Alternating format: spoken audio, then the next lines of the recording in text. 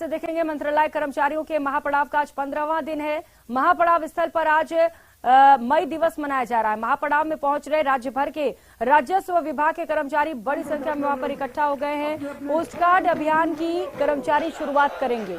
मानसरोवर स्थित महापड़ाव स्थल पर लगातार बड़ी संख्या में मंत्रालय कर्मचारी डटे हुए हैं। सचिवालय पैटर्न पर वेतन समेत कुल 11 सूत्रीय मांगों को लेकर आंदोलन लगातार जारी है। मुख्यमंत्री जी जिंदाबाद, हमारी एकता जिंदाबाद, मंत्रालय जिंदाबाद। तो वहीं कर्मचारियों की हड़ताल को लेकर बीजेपी ने कांग्रेस पर जमकर निशाना साधा। बीजेपी प्रदेश मुख्य प्रवक्ता और विधायक रामलाल शर्मा ने कहा कि पिछले 15 दिनों से मंत्रालय कर्मचारी, जिनमें ग्राम विकास अधिकारी, पटवारी, गिरदावर, ये तमाम कर्मचारी लगातार धरने के ऊपर हैं और अपनी मांगों को सरकार से मनवाने का प्रयास कर रहे हैं। अगर इनकी मांगे नाजायज हैं तो सरकार बैठकर इनको संतोषप्रद जवाब दे, और यदि इनकी मांगे जायज हैं या सरकार ने पहले भी इनको आश्वासन दिया तो सरकार इनकी मांगों को मानने का काम करे। राजस्थान की सरकार इस बात का दावा करती है कि हम कर्मचारी फ्रेंडली सरकार है, कर्मचारियों से हम मित्रतावश व्यवहार करते हैं और राजस्थान के कर्मचारी सरकार की नीतियों से संतुष्ट है। लेकिन विगत 15 दिन से लगातार मंत्रालय कर्मचारी, ग्राम विकास अधिकारी, पटवारी, गिरदावर, ये तमाम ऐसे लोग हैं जो लगातार हड़ताल के ऊपर हैं और अपनी मांगों को सरकार से मनवाने का प्रयास कर रहे हैं। अगर इनकी मांगे नाजायज है तो सरकार बैठ के इनके साथ और संतुष्टिपूर्ण जवाब दे, और यदि इनकी मांगे जायज है, सरकार ने पहले भी इनको आश्वासन दिया है, तो सरकार इनकी मांगों को मानने का काम करे। और आज राजस्थान के अंदर आम आदमी जो छोटे छोटे काम, चाहे सीमा ज्ञान के हो, पत्रगड्डी के हो, अपनी जो लाभार्थी हैं, लाभार्थी अगर किसी योजना का लाभ लेना चाहे तो भी लाभ से वंचित है, क्योंकि डिपार्टमेंट तो खुले हुए हैं लेकिन डिपार्टमेंटों में काम करने वाले कर्मचारी अधिकारी नहीं है।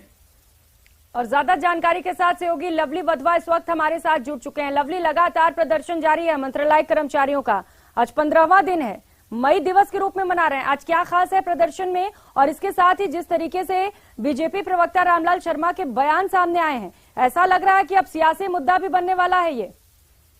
देखिए, बिल्कुल सियासी मुद्दा बनता हुआ ये नजर आ रहा है सीधे तौर पर, और इस मुद्दे को भुनाने में बीजेपी कोई कसर नहीं छोड़ रही है। इसलिए बीजेपी के प्रवक्ता की ओर से जो है वो ये बयान जो है वो जारी किया भी गया है। लेकिन बड़ी महत्वपूर्ण बात यह है कि इस पूरे मामले में अभी तक कोई भी जो बातचीत है वो सरकार की ओर से या उनके प्रतिनिधियों की ओर से नहीं की जा रही है।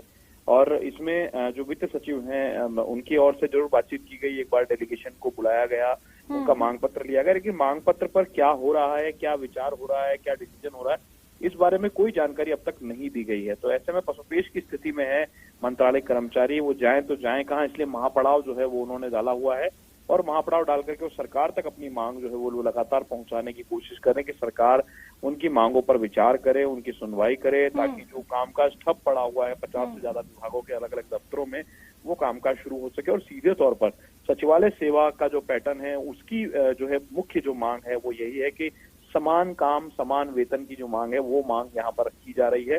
और उसी मांग को लेकर के ये पूरा महापड़ाव जो है पिछले 15 दिनों से लगातार आंधी तूफान के दौर के बीच में भी शिप्रापत के मानसरोवर इलाके के अंदर जो है ये लगातार जारी है। तो कर्मचारियों का कहना है कि सरकार को आज वो पोस्ट कार्ड लिखेंगे, जगाएंगे, अपनी बात पहुंचाने की कोशिश करेंगे, और सरकार अभी भी नहीं सुनती है तो आने वाले समय में आंदोलन की नई रणनीति जो है वो तैयार की जाएगी, और तैयार करके सरकार के खिलाफ जो है उग्र प्रदर्शन की चेतावनी भी ये लोग देते हुए नजर आ रहे हैं। बिल्कुल लवली, अपनी मांगों को लेकर महापड़ाव तो ये डाले हुए हैं, लेकिन वहीं दूसरी ओर विभाग तो खुल रहे हैं, लेकिन कर्मचारी और अधिकारी नहीं पहुंचने से कामकाज ठप है। ऐसे में जरूरी है कि जल्द से जल्द इस पर कोई सोल्यूशन निकाला जाए। आप नजर बनाए रखिएगा। बहुत शुक्रिया आपका इन तमाम जानकारियों के। और सैनी समाज का आंदोलन लगातार जारी है। इस बीच ये बड़ा अपडेट आपको बता दें, आरक्षण संघर्ष समिति के लोग जयपुर पहुंच चुके हैं। 21 सदस्य प्रतिनिधि मंडल वार्ता कर रहा है। वार्ता की शुरुआत हो चुकी है। ओबीसी आयोग दफ्तर में ये मीटिंग चल रही है। ओबीसी आयोग और सैनी आरक्षण समिति के बीच चर्चा की जा रही है। 12% आरक्षण की मांग को लेकर लगातार आंदोलन जारी है। सुसाइड के बाद एक नई मांग भी जुड़ गई है। 1 करोड़ मुआवजा और सरकारी नौकरी की भी मांग की जा रही है।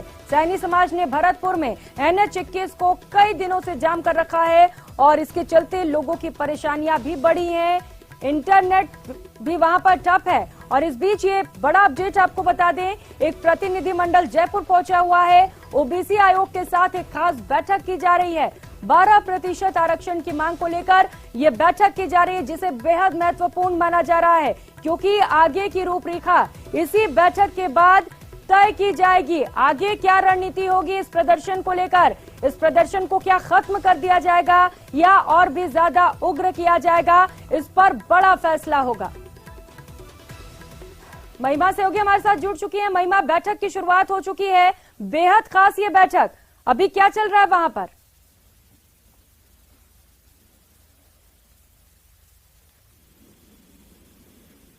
मेरी आवाज मिल पा रही महिमा आपको?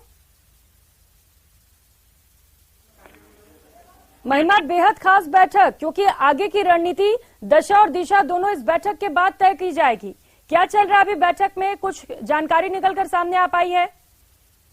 जी प्रियंका, देखिए बिल्कुल भरतपुर से लोग यहाँ पर पहुंचे हैं। करीब 21 लोगों की सदस्यता जो है लोग यहाँ पर आए हैं और जस्टिस भवरू खान जो है उनकी मीटिंग में वार्ता सुन रहे हैं, जो कि हाईकोर्ट के रिटायर्ड जज भी रह चुके हैं, तो आज वो और आयोग के अध्यक्ष भी है, तो ऐसे में उनसे वार्ता की जा रही है और माना जा रहा है कि आज जो है उनकी सारे मांगे मान ली जाएगी और जो है ये धरना जो चल रहा है वो स्थगित कर दिया जाएगा। और अब इनकी मांगे एडिशनल भी ऐड हो चुकी है, जिसमें जो मांगे अब ये लोग और उठा रहे हैं वो ये है कि सुसाइड के बाद जो है 1 करोड़ मुआवजा और सरकारी नौकरी और साथ ही में लव कुश हॉस्टल्स भी जो है जिले पर स्थापित की जाए और लव कुश बोर्ड की भी जो है मांग इनकी तरफ से की गई है कि सैनी समाज के लोगों को लव कुश बोर्ड भी बनाया जाए। तो ये कुछ मांगे आज और एडिशनल ऐड की गई है। तो ऐसे में अब देखने वाली बात ये होगी कि क्या पूरी मांगे मानी जाती है या फिर सैनी समाज का जो ये आंदोलन है वो लगातार ऐसे ही देखने को मिलेगा, क्योंकि भरतपुर का जो है इन्होंने हाईवे जाम कर रखा है और आज भी इंटरनेट की सेवाएं काफी जिलों में जो है बंद रही है। ऐसे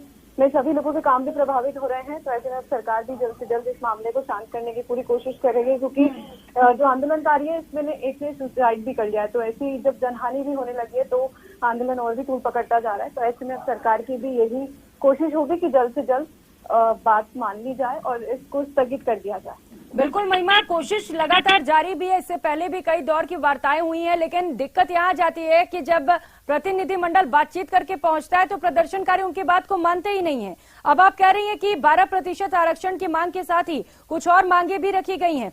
क्या लग रहा है ऐसा कि सभी मांगों पर सहमति बन पाएगी, और अगर नहीं बनती है तो आगे की क्या रणनीति होगी इनकी ओर से? महिमा जी देखिए, बिल्कुल अगर आज इनकी मांगे पूरी नहीं होती है तो ये आंदोलन ऐसे ही लगातार जो है इनका कहना है समाज के लोगों का जारी रहेगा। लेकिन बातचीत करने से इतना पता चल पाया है कि समाज के लोगों का ये कहना है, उन्हें पूरी जो है पूरी उनको तरफ से बताया गया है कि आज जो है मांगे पूरी हो जाएगी। तो ऐसे में इन लोगों को विश्वास है कि आज पूरी तरह से मांगे मान ली जाएगी और आने वाले समय में जो है आंदोलन स्थगित कर दिया जाएगा। ठीक है महिमा, अगर ऐसा होता है आज बैठक के बाद उनकी मांगे मान ली जाती हैं और इस प्रदर्शन को खत्म किया जाता है तो ये बड़ी राहत की बात होगी भरतपुर वासियों के लिए। बहुत शुक्रिया आपका महिमा इन तमाम जानकारियों के लिए। और राजधानी जयपुर में पिछले कई दिनों से आगरा रोड के जामडोली क्षेत्र में कैम्बी गोल्फ क्लब में पैंथर को पकड़ने की कोशिश वन विभाग को कामयाबी मिली है, लेकिन ये कामयाबी अभी पूरी नहीं मिली, क्योंकि मौके पर पैंथर शावक पकड़ में आया है और वहां शावक की मां पैंथर खुली घूम रही है। ये मां बेटे पिछले कई दिनों से यहां पर डेरा डाले हुए हैं और लगातार यहां पर पैंथर का मूवमेंट कैप्चर किया जा रहा था। ये पैंथर गोल्फ क्लब की छत पर नजर आ रहा था। मौके पर जायजा लिया हमारे संवाददाता अरबाज अहमद ने। राजधानी जयपुर के कैम्बी रिसोर्ट में लगाए गए पिंजरे के अंदर यहां मौजूद 2 पैंथर में से एक पैंथर शावक कैद हो चुका है। मेरे पीछे आप देख सकते हैं कि फिलहाल जो शावक है इस पिंजरे के अंदर कैद है। यहाँ पर इसकी मां भी मौजूद है जो कि इस शावक के साथ में विचरण कर रही थी। फिलहाल वन विभाग ने एक और जो है कैमरा ट्रैप यहाँ पर लगा करके साथ ही साथ दूसरा पिंजरा लगा दिया है ताकि उसकी मां को भी पकड़ करके दोनों को एक साथ कहीं पर छोड़ा जा सके। वन विभाग फिलहाल इस असमंजस में है कि मां और बेटे को अलग करके कैसे कहीं पर छोड़ा जा सकता है, क्योंकि मां को अगर साथ में नहीं पकड़ा गया तो मां और बेटे दोनों को नुकसान होगा। बच्चे को अलग से छोड़े जाने को लेकर के वन विभाग फिलहाल कोशिश कर रहा है कि पहले बच्चे को यहीं रखा जाए, फिर मां को साथ में पकड़ा जाए, उसके बाद में दोनों को किसी अन्य जंगल में रिलीज किया जाए। अरबाज अहमद, न्यूज़ 18 के लिए जयपुर से। तो वहीं झीलों की नगरी उदयपुर में इन दिनों पैंथर का आतंक देखने को मिल रहा है। शहर और ग्रामीण क्षेत्र के रिहायशी इलाकों में लगातार पैंथर के बढ़ते मूवमेंट के कारण वन विभाग रिएक्टर मोड पर नजर आ रहा है। सलुम्बर कस्बे के कब्रिस्तान में 3 पैंथर के मूवमेंट का वीडियो वायरल होने के बाद विभाग ने पकड़ने का प्रयास शुरू कर दिया। अलग अलग जगह पर पिंजरे लगाए गए हैं, लेकिन पैंथर परिवार हर बार पिंजरे के पास होकर गुजर जाता है। लंबे प्रयासों के बाद पहले एक शावक पिंजरे में कैद हुआ और इसके बाद दूसरे पैंथर को पकड़ने के लिए विभाग ने उसी के पास पिंजरे लगाए, जिसमें एक साथ 2 पैंथर कैद हो गए। ऐसे में पैंथर का पूरा परिवार एक साथ पकड़ में आ गया, जिसके बाद स्थानीय ग्रामीणों ने राहत की सांस ली। अब वन विभाग की टीम ने तीनों पैंथर को जयसमंद सेंचुरी में सुरक्षित छोड़ दिया है और इसका लाइव वीडियो भी रिकॉर्ड किया गया है।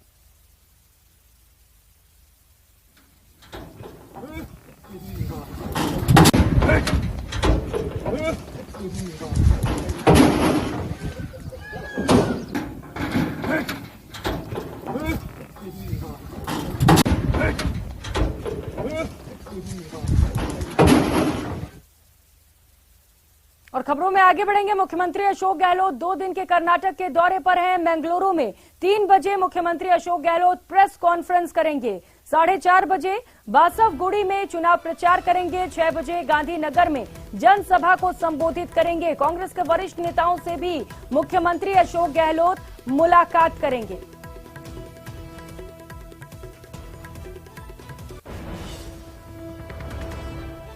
कर्नाटक के रण में मुख्यमंत्री अशोक गहलोत पहुंचे हुए हैं। यहां पर विधानसभा के चुनाव होने वाले हैं और स्टार प्रचारक के तौर पर मुख्यमंत्री अशोक गहलोत आज 3 जनसभाओं को संबोधित करने वाले हैं और इसके साथ ही कांग्रेस के कई वरिष्ठ नेताओं से मुलाकात का भी कार्यक्रम बताया जा रहा है।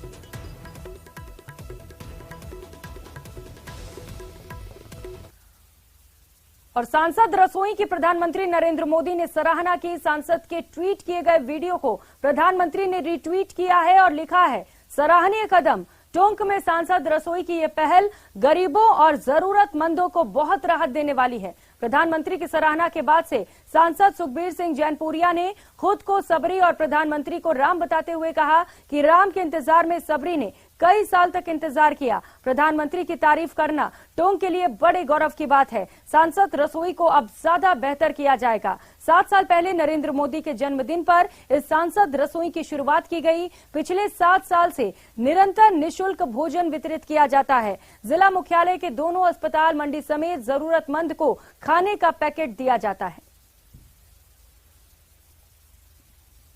जिस हिसाब से सबरी अपने बेर के लिए तरस रही थी कि भगवान राम कब आएंगे, ऐसे ही मैं समझता हूं कि हम 7 साल से सांसद रसोई को चला रहे थे और माननीय प्रधानमंत्री के जन्मदिन से हमने इसको शुरू किया था। और मैं समझता हूं कि यहाँ टोंक में जरूरत भी थी, सब लोगों की राय सलाह करके कर रही थी, शुरू होनी चाहिए। और 7 साल बाद में कहीं कहीं हर चीज का निचोड़ निकाल कर माननीय प्रधानमंत्री ने हमारी रसोई में एंट्री की। मैं आप सबके माध्यम से माननीय प्रधानमंत्री का पूरे विश्व में जिस हिसाब से उन्होंने नाम कमाया है, उन सबका माननीय प्रधानमंत्री का धन्यवाद करना चाहता हूं कि उन्होंने इस रसोई के ट्वीट कर और सराहना की है। इसमें टोंक, सवाई माधोपुर के और राजस्थान के आम जनता का बहुत बड़ा इसको सौभाग्य मिला है। ये हमारे सांसद सुखबीर सिंह जोनापुरिया जी की रसोई है, जो उनके अपने खुद के निजी कोष से, अपने खुद के पैसों से वो चला रहे हैं। लगातार जब से वो सांसद बन रहे हैं तब से ये रसोई चल रही है। आज लगभग 9 वर्ष पूरे होने में आए हैं और आप निरंतर देख रहे हैं रोजाना 5000 भोजन के पैकेट बनकर दोनों अस्पतालों में जा रहे हैं। उनके निवास पर भी यहाँ पर निरंतर लोग आ रहे हैं, जो हजारों की संख्या में रोजाना भोजन लेकर जाते हैं। चाहे कृषि मंडी हो, चाहे शहर के, चाहे अन्य चौराहे हों, रोजाना एक हमारी गाड़ी वहां से यहाँ से जाती है, उसमें कार्यकर्ता बैठकर जाते हैं और निःशुल्क भोजन का वितरण लगातार टोंक की गरीब जनता को समर्पित कर रहे हैं। क्योंकि सांसद साहब का उद्देश्य रहता है कि निश्चित रूप से कोई भी टोंक जिले में भूखा नहीं सोए। और रुक कर लेते हैं अगली खबर का। मौसम को लेकर इस वक्त का बड़ा अपडेट आपको बता दें। गर्मी के मौसम में बारिश के चलते कई इलाकों में आग लगने और करंट का खतरा बढ़ता है और गर्मी के पहले विद्युत विभाग को बिजली कटौती को रोकना एक बड़ी चुनौती बनी हुई है। वहीं अब लगातार आग की घटनाएं और करंट का खतरा बढ़ने से विद्युत विभाग को दोहरी चुनौतियों का सामना करना पड़ रहा है। पिछले 24 घंटे में कोटा में आग लगने के आधा दर्जन मामले सामने आ चुके हैं। संभागीय मुख्य अभियंता का कहना है कि गर्मी के चलते बिजली की खपत बढ़ जाती है और सप्लाई को जारी रखना और सिस्टम के रखरखाव के साथ ही बिजली कटौती को रोकना एक बड़ी चुनौती है। लगातार हो रही बिजली कटौती के चलते लोग सड़कों पर उतरकर प्रदर्शन भी कर रहे हैं। तो गर्मी के मौसम में बारिश की शुरुआत हुई है, कई जगहों पर बारिश देखने को मिल रही है, जिसके चलते अब विद्युत विभाग की परेशानियां बढ़ती हुई नजर आ रही हैं। चुनौती है कि हम लाइनों का इनका रखरखाव सही रखें, किसी तरह की कोई दुर्घटना नहीं हो, क्योंकि टेम्परेचर लगभग 45 से 48 तक पहुंच जाता है, जिसमें कि सिस्टम को भी काफ़ी नुकसान हो सकता है। उस चीज़ को हम मेंटेन करके चलेंगे और देखेंगे कि कोई दुर्घटना नहीं हो। तैयारियां पूरी है, दो तरह की तैयारियां होती है। एक तो ये जो गर्मी का मौसम है, इसमें सप्लाई कैसे मेंटेन करें, उसका मेंटेनेंस वो भी लगभग सब जगह चालू हो चुका है, और जो डिमांड है उसी के अनुरूप हमने आगे डाटा भी भेज दिए हैं, जिसके अगेंस्ट हमारे को सप्लाई मिलेगी और निश्चित रूप से ऐसा लगता है कि आगे कोई कटौती नहीं होगी। और मौसम के बदलाव के साथ ही कोटा के किशोर सागर तालाब में इन दिनों जलीय वनस्पति पानी की सतह पर जम गई और पूरा तालाब हरे गार्डन की तरह नजर आ रहा है। ये वनस्पति इन दिनों लोगों के लिए परेशानियों का सबब भी बनी हुई है। इन दिनों लोगों को बोट में सफर करने में भी खतरा बना रहता है। हालांकि पानी से कचरा आदि निकालने के लिए कीमती मशीन लगाई गई है, लेकिन मशीन भी पर्याप्त नहीं है। इस वनस्पति को हटाने के कुछ समय बाद ही ये फिर से उठ जाती है। इन दिनों नहर बंद होने से पानी की निकासी रुक जाती है और वाटर लेवल भी कम हो जाता है। नेचर प्रमोटर AH जैदी का कहना है कि चंबल रिवर से जिस प्रकार नालों को गिरने से रोका गया है, उसी प्रकार किशोर सागर में गिरने वाले नालों को भी रोका जाना चाहिए। इन जलीय वनस्पति को जड़ों से निकाला जाना चाहिए। किशोर सागर में 3-4 महीने तक ये जलीय वनस्पति की समस्या बनी रहती है। ये एक मशीन है जो हर साल पूरे साल काम करती है, जो 3-4 महीनों में अप्रैल से लेकर जुलाई तक लगभग इसमें 2 मशीनों की 3 मशीनों की जरूरत पड़ जाती है, क्योंकि ये जलीय प्लांट है, ये वनस्पति है, ये बहुत जल्दी बड़ी हो जाती है। एक साइड में ये काटती है, उसके बाद में इधर दूसरे दिन तीसरे दिन तो ये वापस ऊपर आ जाती है, इसलिए हर 15 दिन में इसमें पानी छोड़ना पड़ता है। इस बुलेटिन में फिलहाल इतना ही, लेकिन खबरों का सिलसिला लगातार जारी है। आप बने रहिए हमारे साथ। नमस्कार।